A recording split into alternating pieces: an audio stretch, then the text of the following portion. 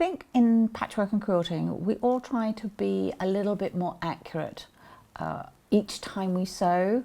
And sometimes that makes us just stick with the easy patterns. But you know what? Challenging is fine.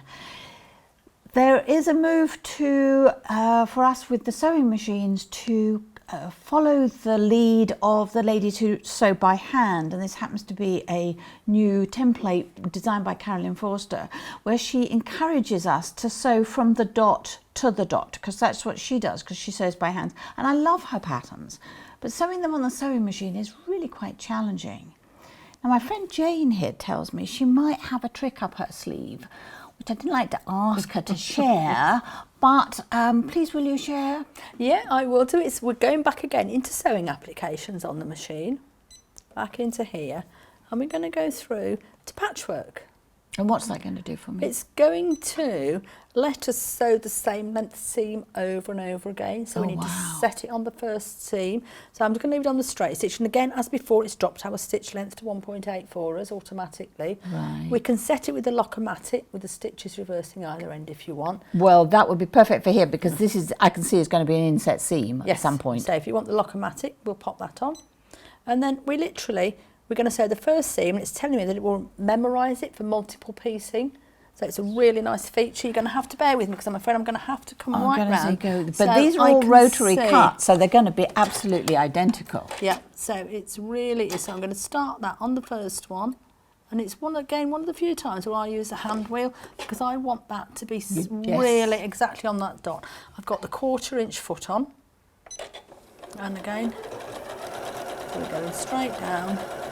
I'm going to slow this down a little bit when I'm coming to the end, because I can't.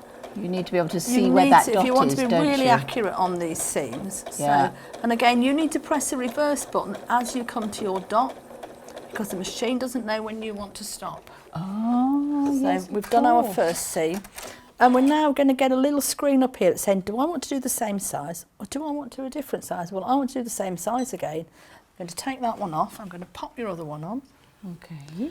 And again, I like to use the presser foot manually when I'm doing this, which is a really nice feature on this. There we go, on my back in there. Yep. So I'm going to pop the needle and make sure I'm in the right place, and then I'm just going to sit back and let you do the same size seam for me again. And I know that when I get to the bottom,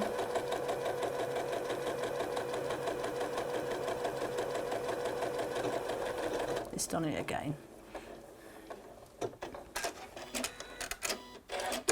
So then we can open them out, and there we go. So can we pop them up so we can see? I was going to say, those are the perfect inset seams, aren't they? Look. So it's a really lovely feature, and it's one that comes in handy for all kinds of things, if you're chain piecing, anything like that. I see those nice tumbling blocks. These are definitely the wrong colours for that, but the top is empty there, and the bottom is empty, and it's all neatened off. Well, really lovely feature, and again, it will keep doing that same size for as long as you like. I think that's amazing. Yes, hand patchwork, eat your heart out.